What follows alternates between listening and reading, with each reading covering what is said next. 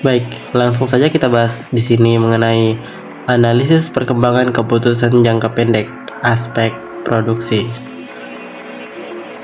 Keputusan jangka pendek dalam produksi adalah keputusan yang dibuat untuk mengoptimalkan operasi produksi dalam waktu yang relatif singkat, seperti bulanan atau tahunan. Keputusan ini biasanya berkaitan dengan pengelolaan sumber daya yang terbatas, seperti kapasitas mesin, tenaga kerja, dan bahan baku.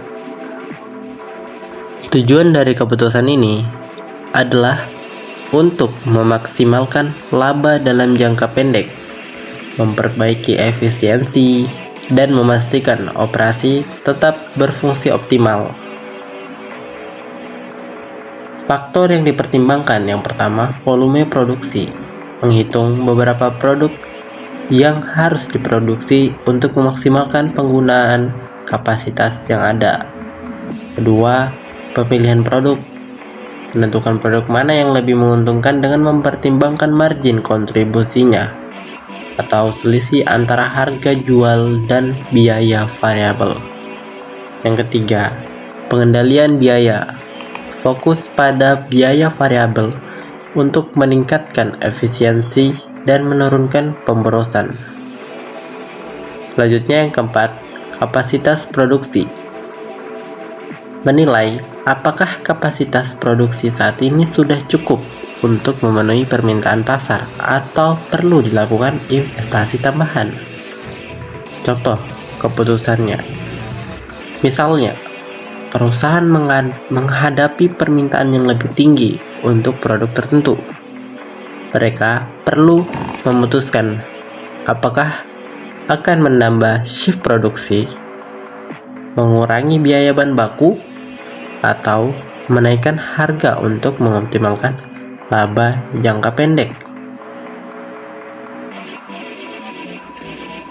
Selanjutnya mari kita membahas sistem manajemen biaya dan Activity Based Management atau ABM.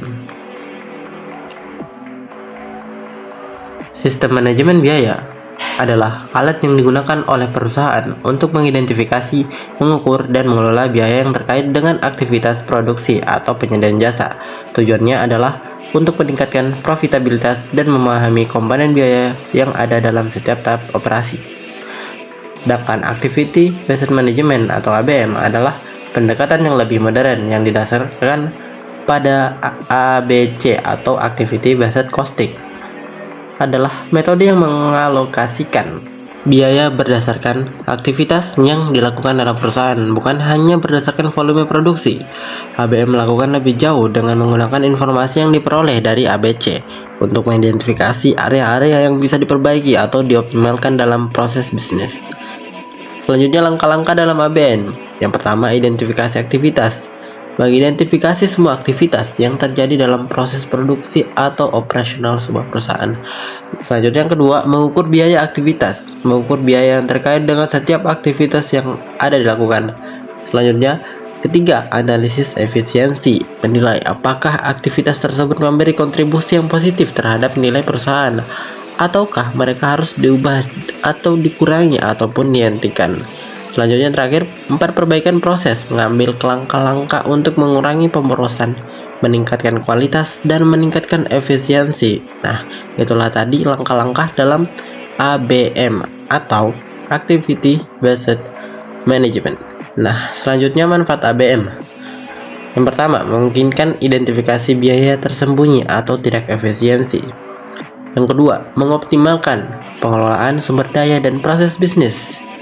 Dan yang ketiga, meningkatkan pengambilan keputusan yang berbasis data. Oke, next, mari kita bahas mengenai standar costing dan pengukuran kinerja manajemen.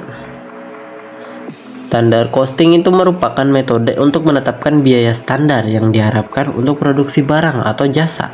Nah, biaya ini ditetapkan untuk setiap elemen biaya, bahan baku, tenaga kerja, dan overhead. Setelah itu, biaya aktual yang terjadi akan dibandingkan dengan biaya standar untuk menilai kinerja. Fungsi dan manfaat standar costing itu yang pertama, kontrol biaya, yang kedua, evaluasi kinerja, yang ketiga, perencanaan dan anggaran. Nah, kontrol biaya itu membantu manajer untuk memonitor dan mengendalikan biaya produksi dengan cara membandingkan biaya aktual dan standar. Sedangkan evaluasi kinerja menyediakan alat untuk mengukur dan mengevaluasi kinerja manajer dan departemen dalam mengelola biaya. Sedangkan perencanaan dan anggaran membantu dalam proses perencanaan dan penganggaran dengan menyediakan perkiraan biaya yang dapat dijadikan acuan. Selanjutnya, pengukuran kinerja manajemen variance. Pengukuran utama dalam standar costing adalah variance antara biaya standar dan biaya aktual. Variance dapat dibagi menjadi beberapa kategori. Yang pertama, variance harga. Kedua, variance kuantitas. Ketiga, variance overhead. Nah, tujuan pengukuran kinerja ini menilai efektivitas manajer dalam mengontrol biaya dan operasional, serta untuk mengidentifikasi area yang memerlukan perbaikan. Oke, lanjut mengenai sistem penganggaran fleksibel dan super activity cost. Nah, penganggaran fleksibel itu disusun untuk menyesuaikan dengan perubahan dalam volume aktivitas, berbeda dengan penganggaran tetap yang tidak berubah meskipun ada perubahan dalam volume produksi atau penjualan. Anggaran fleksibel dapat disesuaikan dengan perubahan tersebut, memberikan gambaran yang lebih akurat tentang kebutuhan biaya dan berbagai level aktivitas. Beberapa komponen penganggaran fleksibel. Yang pertama, biaya variabel. Kedua, biaya tetap. Ketiga, perhitungan anggaran fleksibel. Support activity costs merupakan biaya yang dikeluarkan untuk aktivitas pendukung yang tidak langsung terkait dengan proses produksi utama seperti manajemen umum, IT, pemeliharaan, atau layanan pelanggan. Pengelola support activity mengelola biaya aktivitas pendukung dengan baik. Sangat penting untuk efisiensi. Penerapan activity based costing dalam mendistribusikan biaya support activity secara lebih akurat dapat membantu perusahaan dalam mengidentifikasi biaya yang tidak perlu atau berlebihan. Oke, next ke materi selanjutnya, akuntansi pertanggungjawaban dan total quality management atau TQM. Akuntansi pertanggungjawaban adalah sistem yang membagi organisasi ke dalam unit-unit yang lebih kecil, masing-masing bertanggung jawab atas pendekatan dan biaya dalam area mereka.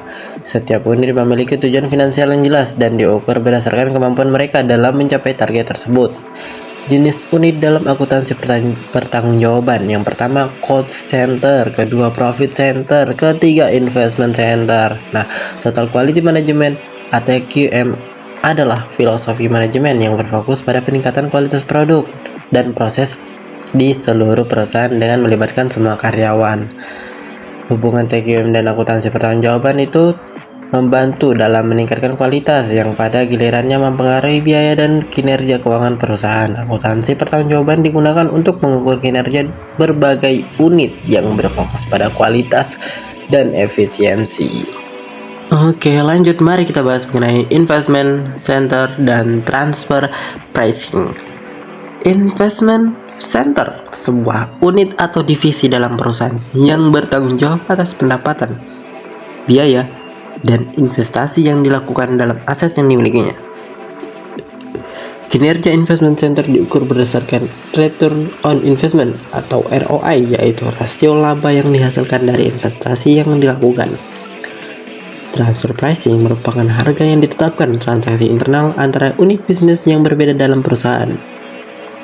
Transfer pricing penting karena mempengaruhi pengalokasian pendapatan dan biaya antar departemen dan unit bisnis. Jenis-jenis transfer pricing itu ada beberapa. Yang pertama, harga pasar, yang kedua, biaya produksi, dan ketiga, harga negosiasi. Harga pasar itu menggunakan harga pasar eksternal sebagai dasar untuk transaksi antar unit. Biaya produksi menggunakan biaya yang dikeluarkan untuk memproduksi barang sebagai dasar harga transfer. Sedangkan harga negosiasi, harga yang disepakati bersama antar unit yang terlibat dalam transaksi. Oke, ke materi terakhir, hybrid product costing. Hybrid Product costing adalah metode penentuan biaya yang menggabungkan elemen-elemen dari sistem costing berbasis pesanan, job order costing, dan sistem costing berbasis proses costing.